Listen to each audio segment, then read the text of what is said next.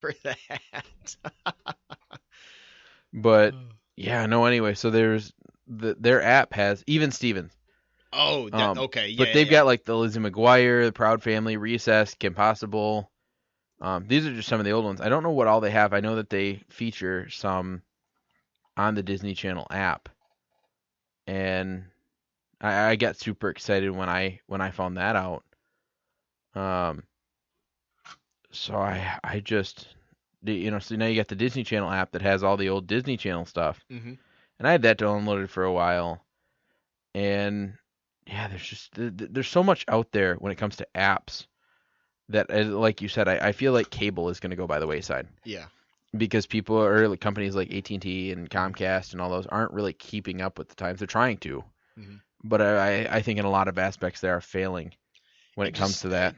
to me, at least in my personal situation, I'm not much of a big TV guy. Like I mentioned earlier, I've never had cable growing up. I don't have it now, and my mentality is, I mean, I can access a lot of things on the internet. Like if I want to watch the news, I can go on YouTube. I can go check out, the social media sites and stuff like that. I can, find out what's going on with just my cell phone or my iPad or a laptop. And I mean, I have a TV and it's hooked up to my Xbox, but that's basically just a DVD player for, some of my collections that I have, whether it's I want to watch some of the older shows, I have like The Sopranos, I want to check I out got Game Saved of by the Thrones. Bell. I've got What's Saved that? by the Bell on DVD. There you go. Um, well, and you're right, and that's one of the reasons I started this podcast. One, to Mhm. get into podcasting a little bit, but Yeah. two, because I don't watch the news. Yeah. My grandma's I like, "You don't need to watch anymore. the news." I'm like, "I don't watch the news. I read my news because I don't care what Donald Trump's doing. Mhm. You know, I mean, I do, but I don't. I'm not gonna sit there and listen to them say You for don't three care if he days got 2 scoops of ice cream and every other kid got one. exactly. But that's literally what it is. Like Yeah. they're following around with cameras and they're like, he shot a golf ball and hit a Mhm. tree. It's like I don't care. Like, great. What I is he did doing that as 2 days president? ago. Well, and like they said Donald Trump is the most unpresidential president. Okay, that's what we're looking for. Yeah. We're not so not to get on a rant, but that's what bothers me. Mhm. There's so much just they're nitpicking everything that I don't care. Well, I and it's can read like, in a 2-minute article about something they're taking 3 hours to explain, mhm. or I can read articles like what we put on in like Yeah. the first half of the show, where it's a dad's a dead or a guy who passed away. His best friend watched his daughter down the aisle. You know Sure. what I mean? Yeah. Well, I'd much rather read stuff Mhm. like that and talk about stuff like that than what's going on in the world of politics. Because Mhm. really, I don't care. They're all liars, and they don't really care about you. They care about themselves. Mhm. That's politics. Yeah. I don't like it. I have to vote, and I feel the need to so that we can get somewhere.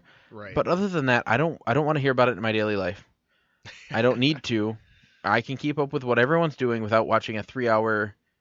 It's kind of like when that plane was lost. Okay, a plane's lost. I got it. The Malaysia flight. Right, Yeah. and it was very. We still don't know where it's at, but I think it was like CNN took like a 2-hour They special. they've been hated for that even prior to like the because of course a lot of people, I know you and I have talked about this before, but a lot of people accuse them of being biased against Donald Trump in the Right. election, and I personally think they are. And again, not to get too political, but that was kind of almost like people say their beginning of their downfall, if you will, with air quotations. That was, people got so tired of them doing that, that story over. It's like there's no more information. What more do you have to tell us about this? Well, and then they keep saying they they keep saying, when we know more, you'll know more. It's like you've been saying that for 2 hours. Right. It's like right. I was watching the election results, and I think CNN was one of the ones I had pulled up. They're like, as soon as they kept saying, and I got annoyed. They're like, as soon as we know something, you know something. And once they got certain states, I'm like, okay, I'm done. Yeah. I know what the outcome's going to be. Yep. I woke up and but putting all that aside, that's why I don't watch TV. Exactly. And that's what they say everybody wants. Well, yeah, they are appealing to a good demographic, Mhm. but that's not what I want. Right. Like I said, you and I both read our news. Mhm. We, we'll go on to apps Mhm. and Netflix and things like that for TV shows. And it's heck, just, I still get the newspaper delivered to my apartment. It's a local paper, but it sometimes has statewide stories, and I'll check it out. If there's something interesting. I get the local, or I used to get the local one, and we just kept forgetting to pick it up out of our driveway, and I think they just stopped it.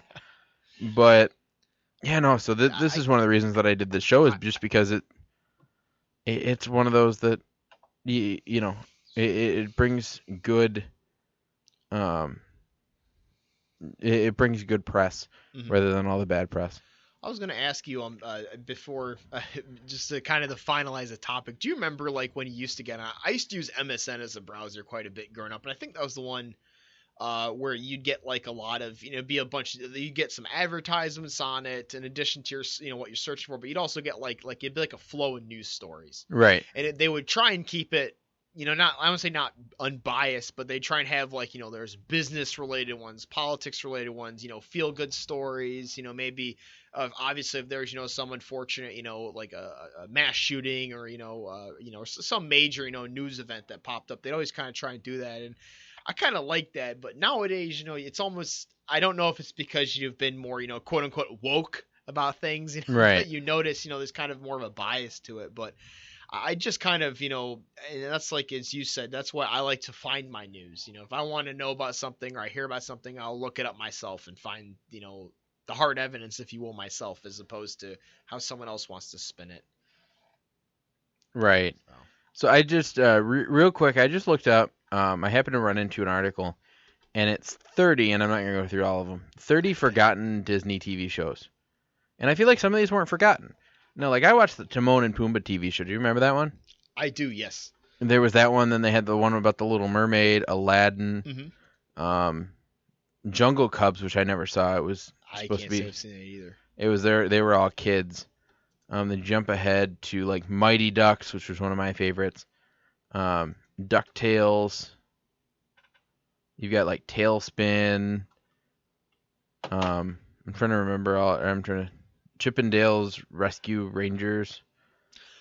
I do remember that one vaguely. Yeah. You've got Winnie the Pooh, or The New Adventures of Winnie the Pooh. Dinosaurs. You've got Darwin Duck. Doug is on here. I feel like Doug is one of the most memorable. They had a 101 Dalmatians one. I do remember Doug. I mean, I never even watched that show, but yeah, I love Doug. I remember getting the McDonald's toys of it. Roly Poly Oly. The producer for the Blaine Fowler Morning Show for Halloween last year, he dressed up as I think it was like Quail Man. Oh, really? Yeah.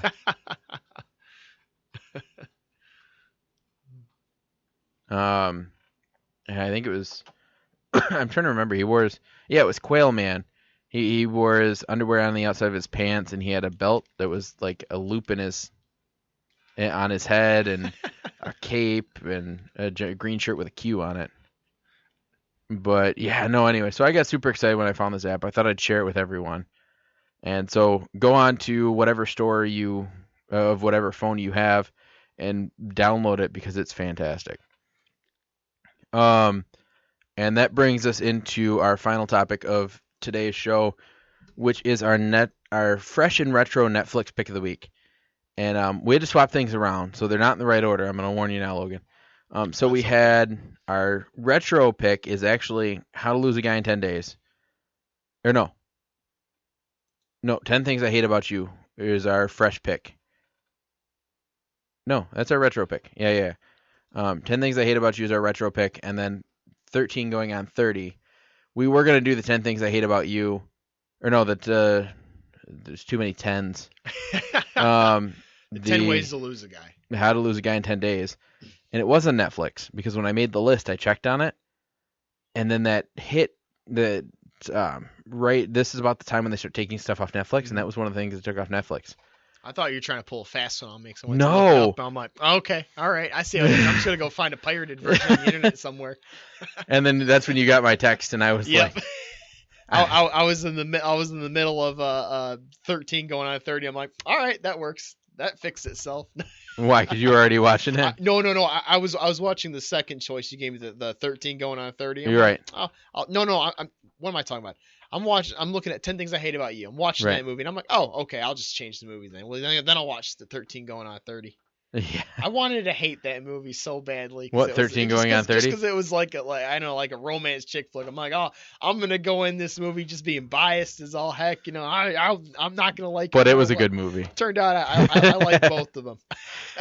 Well, and it was funny because the 10 Things I Hate About You sent me into like a 90s, 2000s nostalgia. Yep. Like I was like, oh my god, because they had I think it was 1 week by Bare Naked Ladies, mm-hmm. and so I had to like they played that song, and I'm like, oh my god, that was like the first thing that they did, and I'm like, yep, this is a childhood movie that I grew up with.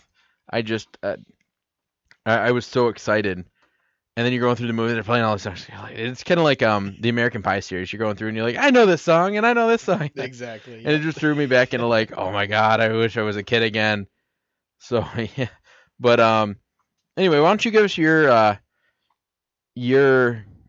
take on 10 Things I Hate About You, which is our retro pick of the week, and then we'll move on to 13 going on 30. Yeah, say I know I remember because I remembered when I went to watch it again, when I went to watch it, I will not lie, I did kind of skip through it because I had seen it within the past few years, but I remembered it was we're talking about it before on the show, and it was a loose representation of a Shakespeare play, and I got it wrong. I kept saying Romeo and Juliet for some reason, but it was Taming of the Shrew, if I'm not mistaken.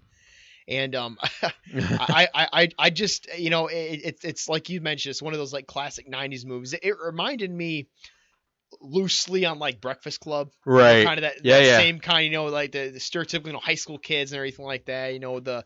I don't like the pants they wore in the 90s. I'm not a fan of that, but they wore it up to their belly buttons. Oh yeah, exactly. My stepdad used to be like, you're supposed to wear your pants up to your belly button. I'm like, no.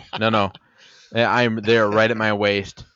But no, I thought it was a cool movie, and I know we talked about as well too the actors in it, Heath Ledger. I honestly never even knew he was in that movie until I went and watched it the second time, and I was like, so I went and Googled it and found out, that's my man. Well, okay, so for those of you that don't know, the synopsis, if I can find it on IMDb, because they are very sneaky anymore about the synopsis of any movie anywhere at any point. But it's pretty much a movie about a girl actually, because there's kind of really no definite storyline. But what it is there's this, it starts off with this kid who's new to the school, mm-hmm. and he has the hots for this kind of popular girl, and he gets the welcoming committee, which he is like the head of the AV club, right. Like every welcoming committee. Yeah. And or at least in the 90s. Mm-hmm. I don't think AV club's even relevant anymore. He gets the hots for I'm trying to remember what her name was. I think it was Bianca Stratford, mm-hmm. who was not, her and her sister Katrina or Kat Scatford, mm-hmm. were not allowed to date.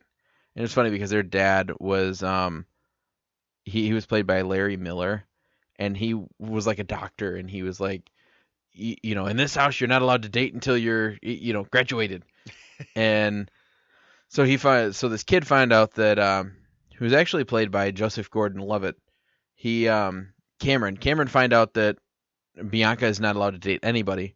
So him and his buddy, who is Michael, they arise this plan to get Heath Ledger to pretty much try to go out with Kat, Bianca's sister, because their dad makes a new rule, mm-hmm. that said, because he never thought that Kat would go on a date because she was so like, we're talking a girl that's like very she's like a feminist. Yeah, she's really bad. She's more portrayed as like very, very kind of confident and almost like tomboy-like. Yes, she's like a tomboy. She's very confident. She's, mm-hmm. Every guy sucks, and so he's like, well, if she goes on a date or goes out, you can go on a date or go out, mm-hmm. and it ends up backfiring on him because Heath Ledger is actually taking money from like the popular kid. He's actually a model. I think that was Joey. Yeah. And he offers Joey's the friend offering to pay. the two kids that pretty much